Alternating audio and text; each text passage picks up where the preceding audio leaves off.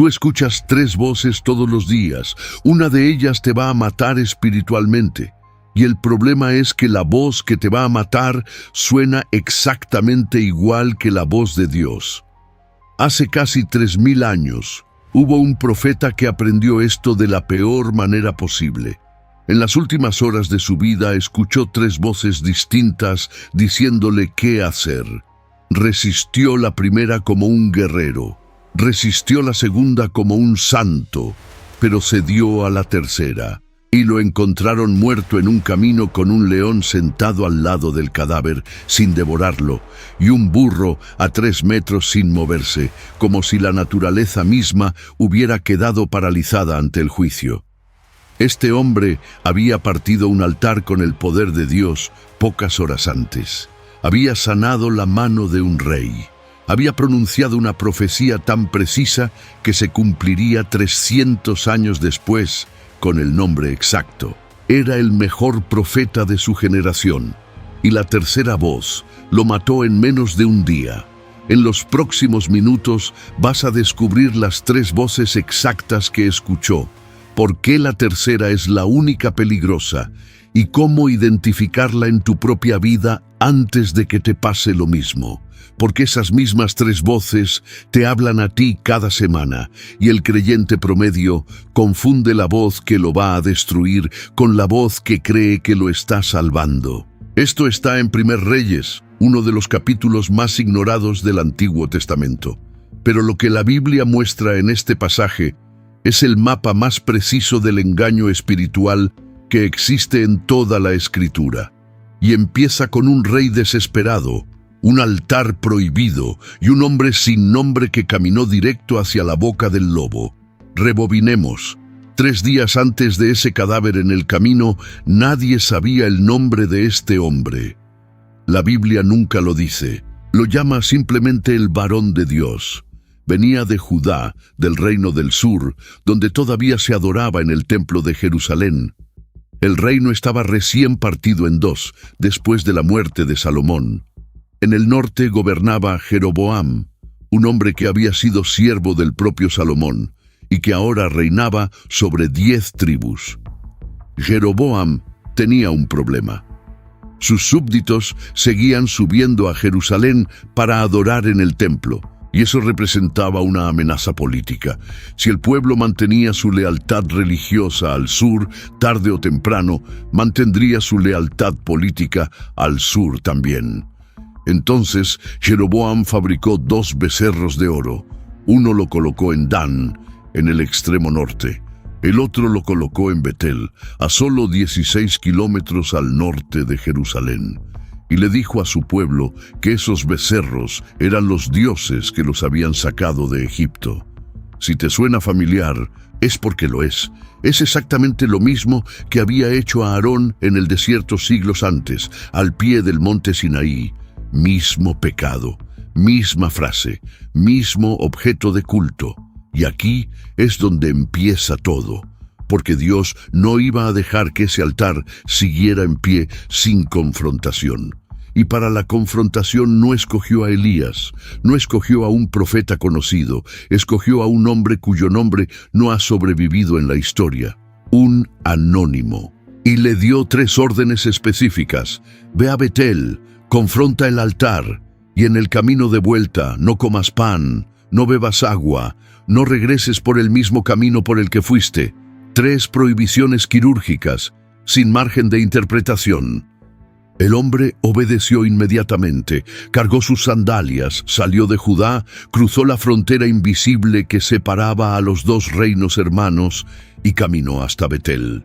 Hay algo que necesitas entender sobre esa caminata que el texto no dice en voz alta.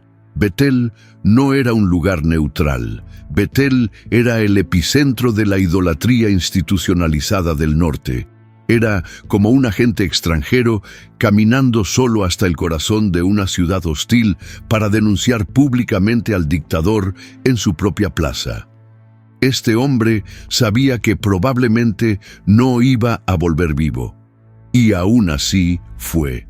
Cuando llegó, Jeroboam estaba junto al altar. El texto es específico. El rey en persona oficiaba el culto. Alrededor, los sacerdotes que Jeroboam había inventado, ni uno solo de la tribu de Leví. El humo del incienso subiendo, las manos del rey untadas de grasa de sacrificio.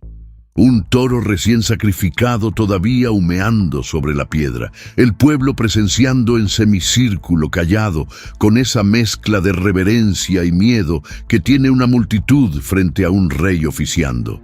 Y en medio de todo eso, un hombre extranjero, polvoriento del camino, solo, sin escolta, sin séquito, se abrió paso hasta el frente, y el anónimo levantó la voz y habló directamente al altar, no al rey. Dijo que un hijo nacería de la casa de David llamado Josías, y que ese Josías ofrecería sobre ese mismo altar a los sacerdotes que quemaban incienso allí. Pausa. Esa profecía se cumplió 300 años después con precisión quirúrgica. Segundo Reyes capítulo 23 lo documenta. Josías, rey de Judá, vino a Betel, destruyó el altar y quemó huesos humanos sobre él. El anónimo estaba diciendo un nombre propio que nadie había oído todavía, y ese nombre iba a cumplir su palabra 3 siglos en el futuro. Pero el anónimo no se quedó para ver eso. Tenía que entregar el mensaje y salir de ahí. Y como señal inmediata de que sus palabras venían de Dios, anunció que el altar se partiría y las cenizas se esparcirían. En ese instante el altar se partió. Jeroboam, furioso, extendió la mano para ordenar el arresto, y la mano se le secó en el aire. No pudo bajarla, no pudo moverla. Paralizada. Hay algo que quiero que veas aquí que muchos pasan por alto, porque a partir de este momento empieza a sonar la primera voz. La primera voz es la voz del poder. Jeroboam, con la mano seca, desesperado, le suplica al anónimo. «Ora por mí», le dice, «para que mi mano sea restaurada». El anónimo ora, la mano se restaura, y entonces el rey hace lo que todo rey del mundo antiguo haría en esa situación. Lo invita a su casa, «Ven conmigo, come conmigo, y te daré un regalo». Esa es la primera voz. Es la voz que ofrece recompensa inmediata por el servicio prestado. Es la voz que dice que ya cumpliste tu misión, te lo mereces. Descansa, come, acepta lo que te corresponde. Es la voz del patrocinio. Es la voz que todo predicador escucha la primera vez que una iglesia grande le ofrece un sueldo más alto. Es la voz que todo creyente escucha cuando después de años de fidelidad alguien le dice que se ha ganado el derecho a aflojar un poco.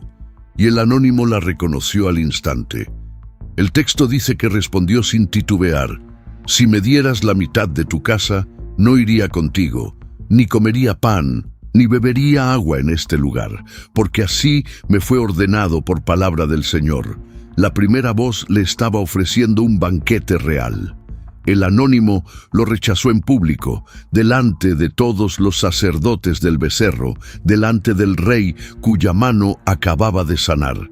Esa es la escena más subestimada del Antiguo Testamento. Un profeta anónimo diciéndole no a un rey en su propio altar. Pero fíjate en algo. La primera voz era fácil de identificar porque venía de un lugar obviamente contaminado. Jeroboam era el enemigo declarado de Dios. El altar estaba partido, los sacerdotes eran falsos. El pecado era público. Resistir esa voz, en cierto modo, es lo que cualquier creyente con conciencia hace. El creyente promedio reconoce la voz del mundo cuando viene vestida de Jeroboam. Reconoce la oferta corrupta cuando viene con olor a incienso pagano. Eso no es lo difícil de la vida espiritual. Lo difícil, lo que mata, viene después. Y la historia del anónimo está a punto de mostrarte cómo. El anónimo salió de Betel por un camino distinto al que había tomado para entrar. Obedeció esa tercera orden también.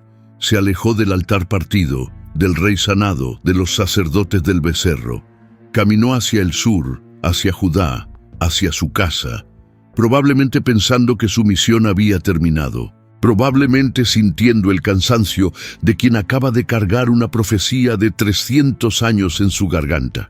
y en algún punto del camino, bajo un árbol, se sentó a descansar. Y ahí apareció la segunda voz. La segunda voz llega montada en un burro. Es un profeta viejo de Betel.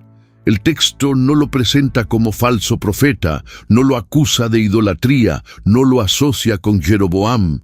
Simplemente dice que era un profeta anciano que vivía en Betel. Sus hijos le habían contado lo que había pasado en el altar.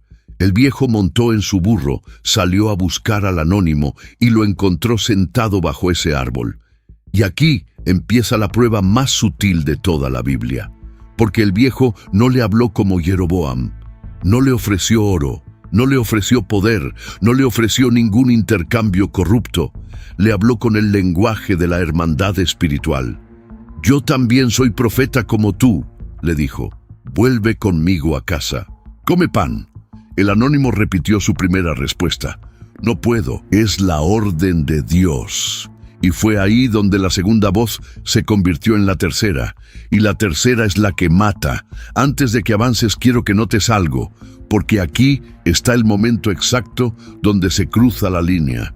Y cuando veas cómo se cruza, nunca vas a escuchar ciertas frases de la misma manera otra vez.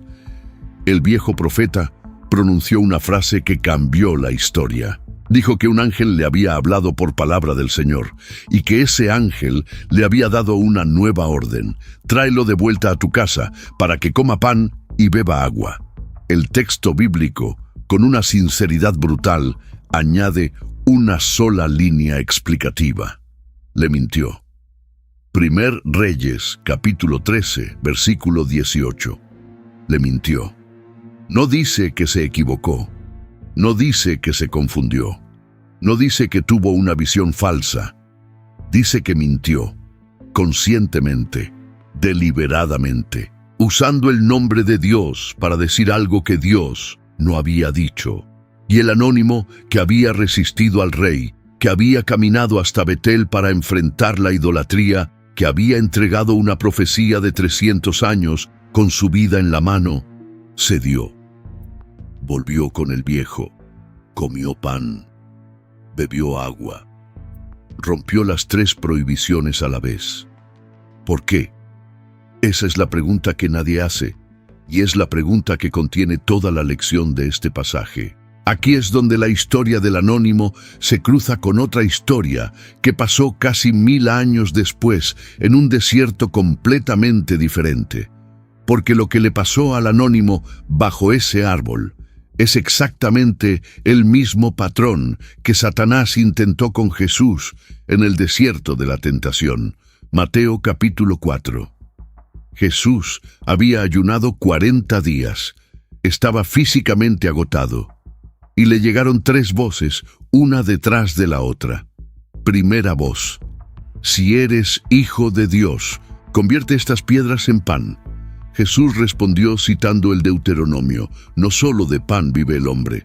Segunda voz: «Todos estos reinos te daré si te postras ante mí». Jesús respondió: «Al Señor tu Dios adorarás». Pero la tercera voz fue distinta, porque la tercera voz citó la Biblia. «Tírate del pináculo del templo», le dijo Satanás, «porque escrito está que a sus ángeles mandará acerca de ti, y en sus manos te sostendrán». Satanás citó un salmo, citó la escritura literal, usó el lenguaje de Dios para decir algo que Dios no estaba diciendo en ese momento. Y fíjate qué pasó. Jesús también tuvo que responder citando Deuteronomio capítulo 6, «No tentarás al Señor tu Dios». La tercera voz fue la más peligrosa porque venía vestida de escritura. El anónimo de Primer Reyes 13 no vio venir eso mismo casi 10 siglos antes. Este es el patrón, y este patrón está en todas partes, no solo en estos 2 pasajes. La primera voz es la voz del enemigo declarado, sensual, material, de poder directo. Es fácil de resistir porque viene vestida como lo que es. La segunda voz es la voz de la ambición espiritual o del descanso legítimo y requiere disciplina para resistirla. La tercera voz es la única que mata al creyente maduro. porque la tercera voz imita a Dios, usa vocabulario religioso, cita versículos, se presenta como hermano, habla de ángeles, de revelaciones, de palabras del Señor, y llega precisamente en el momento en que acabas de resistir las dos primeras, cuando tu guardia está baja porque crees que ya ganaste la batalla. El anónimo resistió a Jeroboam, resistió el banquete real, resistió el oro.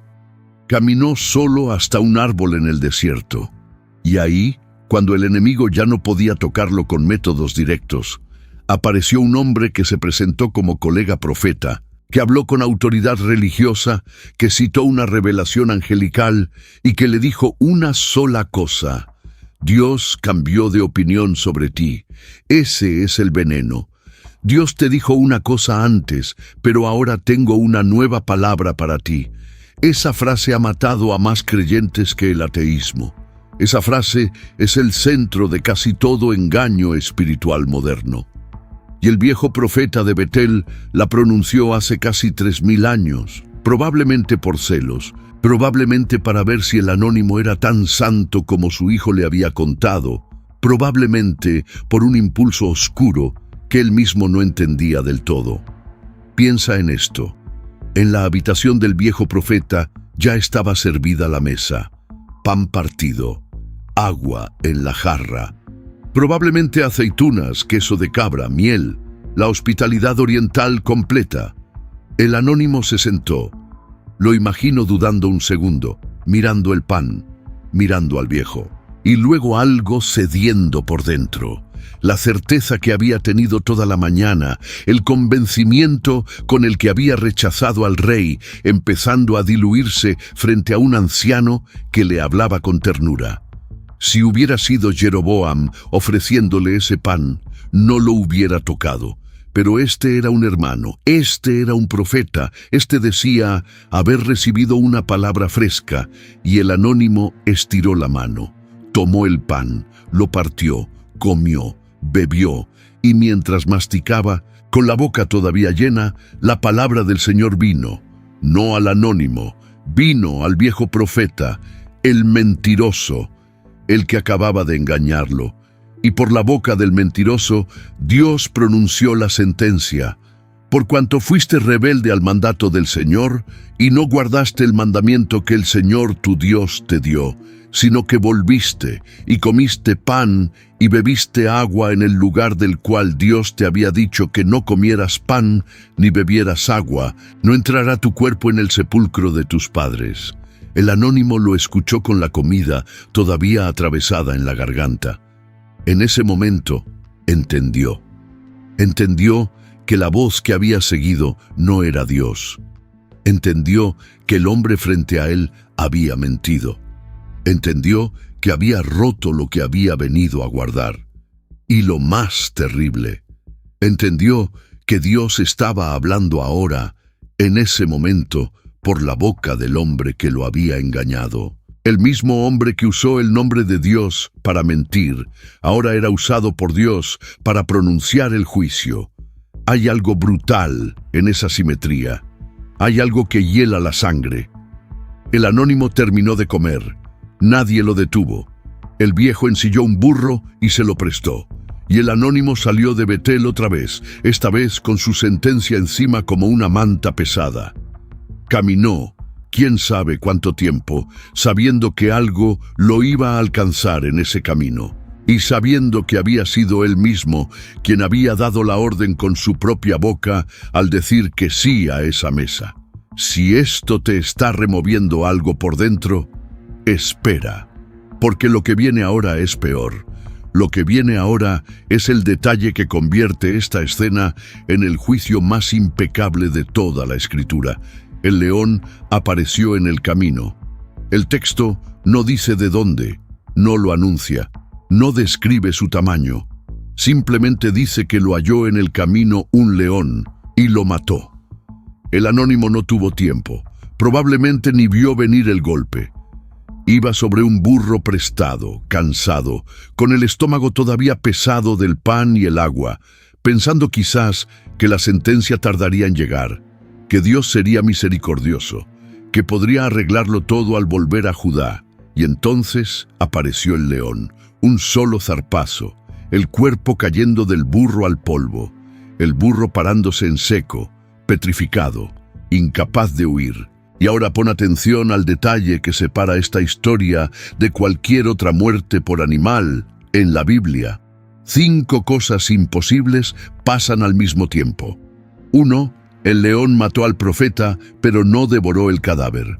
Eso va contra toda biología de un depredador que acaba de gastar energía cazando. 2. El burro que llevaba al profeta se quedó al lado del cuerpo. No huyó. Un burro frente a un león huye siempre. 3. El león no atacó al burro. Un león junto a una presa indefensa la mata, simplemente porque puede. 4. Viajeros empezaron a pasar por el camino y los vieron.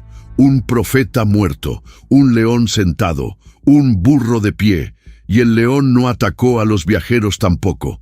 5. Los viajeros fueron hasta Betel y contaron lo que habían visto, y cuando el viejo profeta mismo vino a recoger el cadáver, el león todavía estaba allí, y dejó que lo hiciera.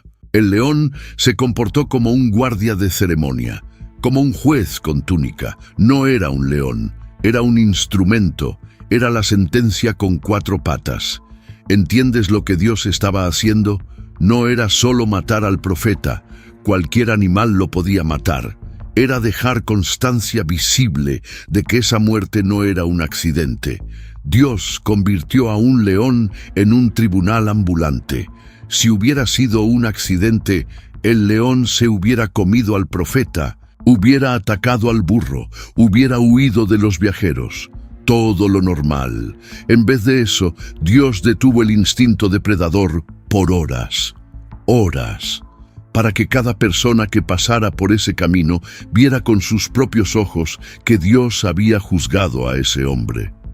El cadáver no era un cuerpo, era un anuncio público. El viejo profeta, el que había mentido, llegó al lugar.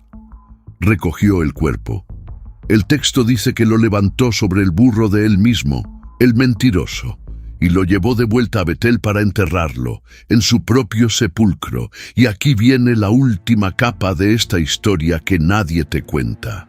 El viejo profeta le dio órdenes a sus hijos: cuando yo muera, me enterrarán en el mismo sepulcro donde está enterrado el varón de Dios. Pongan mis huesos junto a sus huesos. Todo el mundo lee eso como arrepentimiento, como un gesto de reconciliación. Error.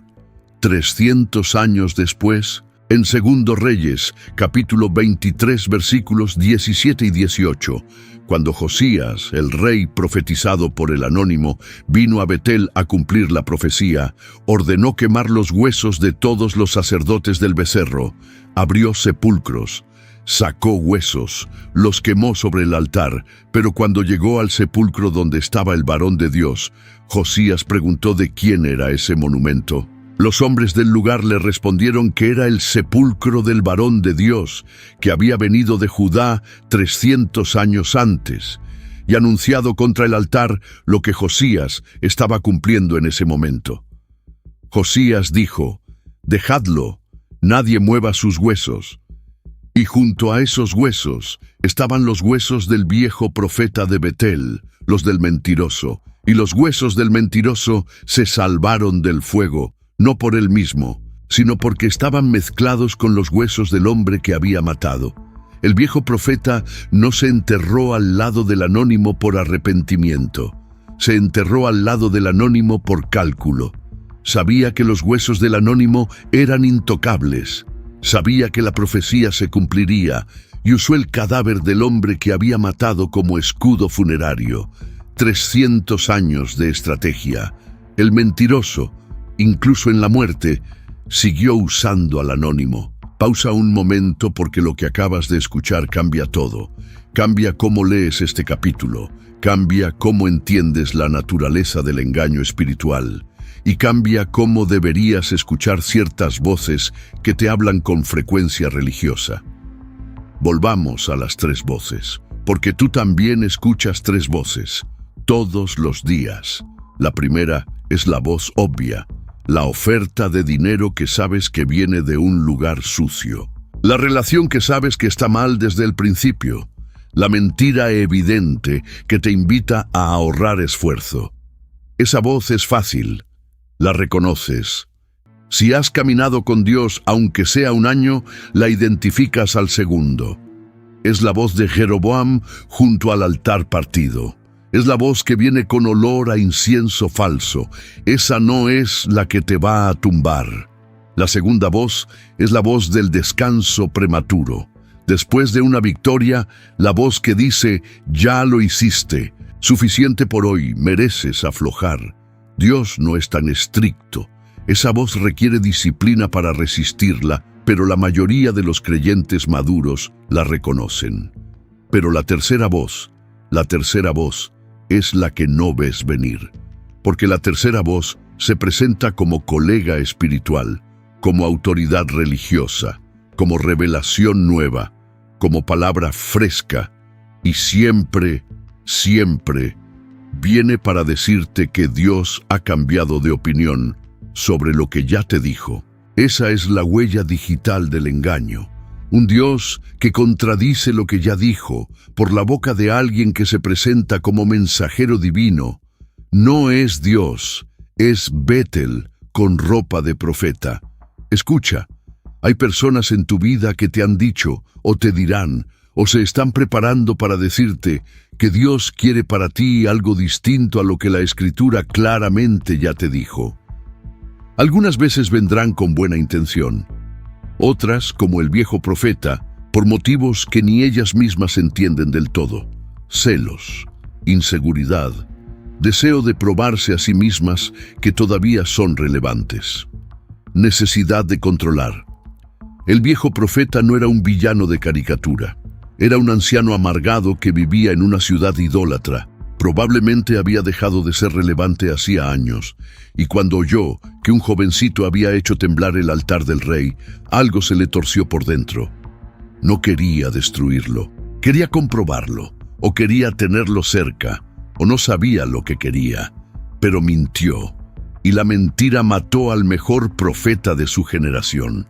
Hay un cristiano hoy que va a escuchar este mensaje sentado en un cuarto pequeño, probablemente de noche, probablemente porque lleva semanas sintiendo que algo no está bien, con una voz que le ha estado hablando. Una voz que dice las cosas correctas, con las palabras correctas, pero que lo está empujando a un lugar que la Escritura ya dijo que no. Puede ser un universitario al que su profesor más respetado, uno que también se declara cristiano, le está explicando con paciencia que los mandamientos del Nuevo Testamento son culturales, que ya no aplican, que Dios no es tan rígido como él pensaba. Puede ser una chica a la que su mentora espiritual le dice que siga adelante con una relación que en su corazón sabe que está mal. Pero ella habla con tanta calma, con tanta autoridad pastoral, con tanto versículo en la boca. Puede ser un hombre casado al que su pastor está aconsejando quedarse callado frente a un pecado que vio dentro de la iglesia, porque revelarlo dividiría al ministerio, y Dios ama la unidad más que la verdad. Cada una de esas voces es un viejo profeta montado en su burro, saliendo de Betel, diciendo: yo también soy profeta como tú. Si eres esa persona, quiero que escuches esto con atención.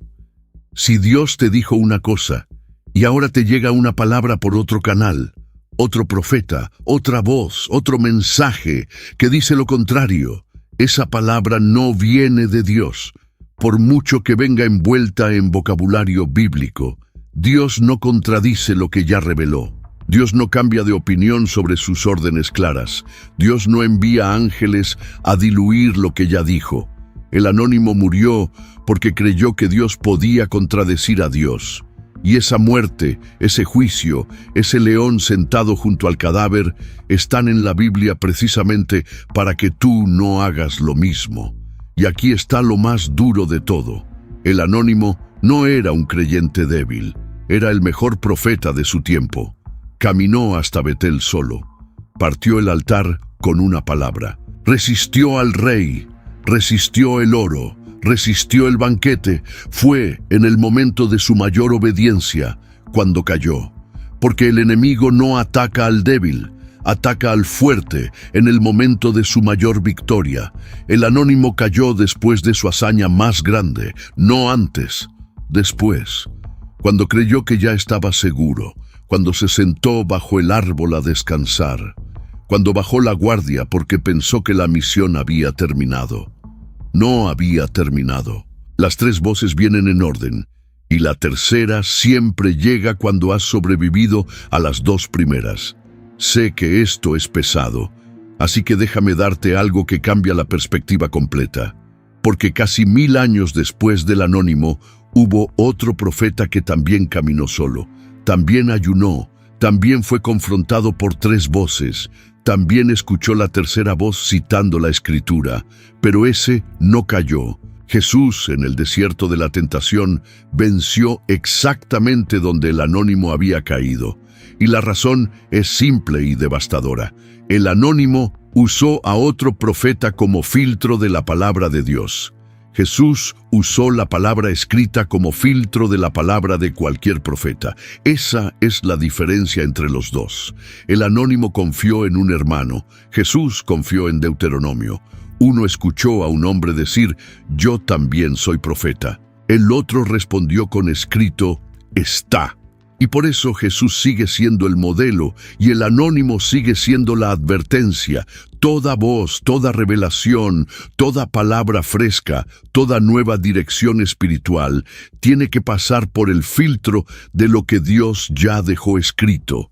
Si no pasa ese filtro, no es de Dios, por más hermano que sea quien la traiga, por más autoridad religiosa que tenga, por más ángeles que diga que vio. Y aquí hay una ironía que necesito mostrarte. Piensa en el nombre del lugar, Betel. En hebreo significa casa de Dios. El viejo profeta no vivía en un burdel, no vivía en un templo pagano, vivía en la casa de Dios. Ese es el punto. El engaño más peligroso no viene de afuera del templo, viene de adentro, viene de personas que usan el nombre de Dios para decir cosas que Dios no dice. Betel, la casa de Dios, fue el lugar donde se colocó el becerro de oro. Betel, la casa de Dios, fue el lugar donde vivía el profeta mentiroso. Betel, la casa de Dios, fue el lugar donde un ministro fiel entró vivo y salió con sentencia de muerte. La casa de Dios, cuando se corrompe, es el lugar más peligroso de la tierra, porque usa el vocabulario correcto para decir las cosas equivocadas. Cuando el viejo profeta enterró al anónimo, el texto dice que lloró sobre él. ¡Ay, hermano mío! Así lo llamó. ¡Ay, hermano mío! Y esa frase es una de las más tristes de toda la Biblia, porque el hombre que lloraba era el mismo que había matado. Lloró con sinceridad, probablemente, y siguió siendo un mentiroso hasta la muerte. Las dos cosas son ciertas al mismo tiempo. El engañador puede llorar por su víctima y seguir siendo el engañador. Las lágrimas no son prueba de inocencia. Las lágrimas no borran la mentira. Y el viejo profeta, con todo su dolor, no se retractó públicamente, no confesó, no dijo yo mentí, solo lloró, enterró y pidió que sus huesos se mezclaran con los del anónimo 300 años después para salvarse del fuego de Josías. Y se salvó. Estrategia hasta el último aliento. Escucha lo que te voy a decir con todo el peso que puedo ponerle. Si alguna vez sientes que estás resistiendo con éxito las dos primeras voces, esa es precisamente la hora de doblar tu guardia, no de bajarla.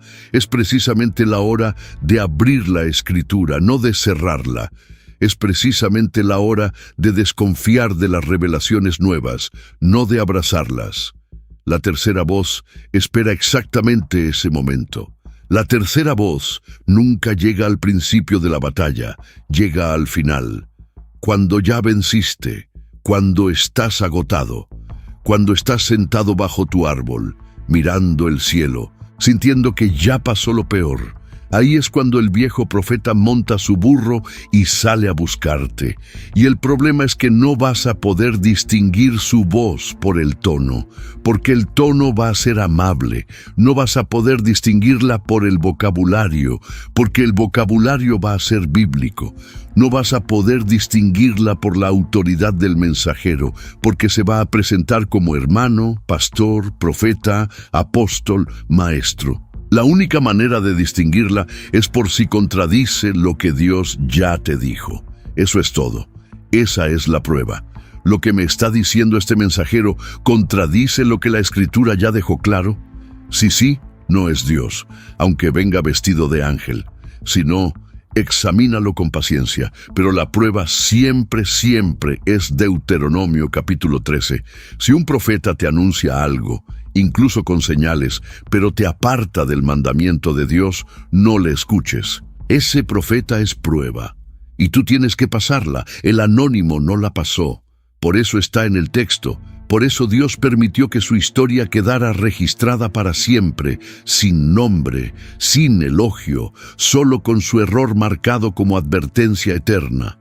Su profecía sobre Josías se cumplió 3 siglos después con precisión. Su muerte es una lección que sigue vigente 3 milenios después con la misma precisión. Las dos cosas son legado suyo. La obediencia que partió un altar y la desobediencia que lo mató, Dios no borró ninguna. Las dos están ahí. Hay algo más.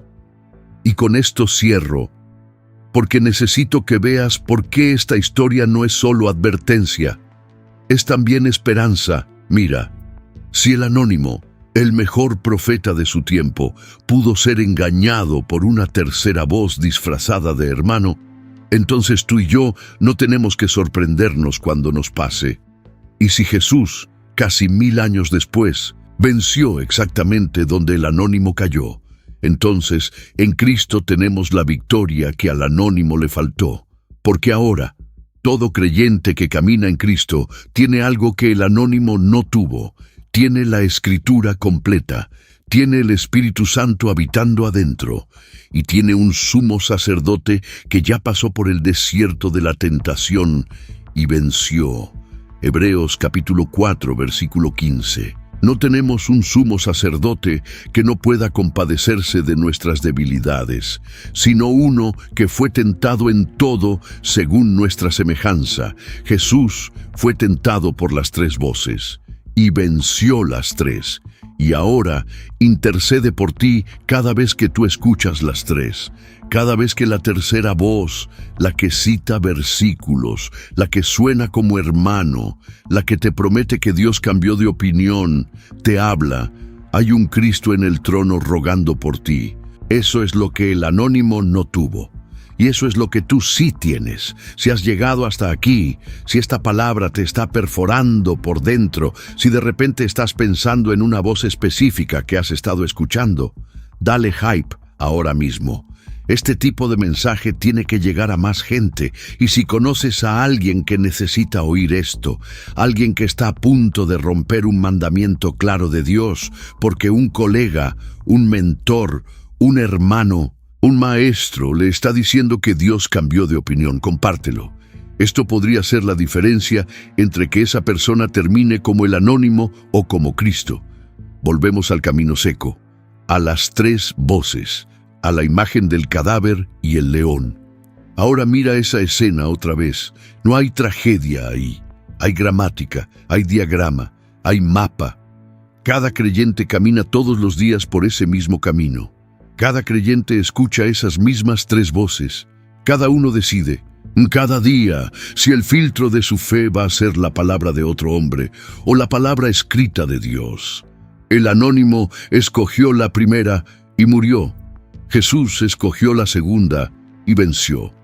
Y entre esos 2 modelos, en ese camino seco entre Betel y Judá, caminas tú, con tu propia misión, con tu propio altar que partir, con tus propios 3 voces esperándote del otro lado de la obediencia. Y alguien, en algún punto de ese camino, va a salir a buscarte montado en un burro, probablemente alguien que parece espiritual, probablemente alguien que habla bien, probablemente alguien que ha vivido más años en Betel de los que tú llevas caminando. Y te va a decir una frase que suena como de Dios. Te va a invitar a una mesa servida. Te va a ofrecer pan partido y agua fresca. Y en ese momento, todo va a depender de si tú tienes la escritura abierta en tu mano o si tienes hambre y cansancio en tu corazón. El anónimo tenía hambre, y por eso está enterrado en un sepulcro que no era el suyo, en una tierra que no era la suya, con un nombre que nadie recuerda. El león sigue sentado junto al cadáver. El burro sigue sin moverse. Y en algún lugar de Betel, el viejo profeta sigue llorando en la puerta de su casa, preparando el sepulcro donde un día quiere ser enterrado. «Ay, hermano mío», dice, «ay, hermano mío». Y las palabras se pierden en el aire como un humo que nunca terminó de subir. Hay un video en pantalla ahora que lleva esto a otro nivel. Porque si esto que acabas de ver fueron las 3 voces del profeta, lo que sigue explica las 3 voces que escuchó Jesús en el desierto y por qué la tercera es la que más creyentes modernos están fallando en identificar. Dale clic. Lo que viene ahora responde la pregunta que quizás ya te estás haciendo.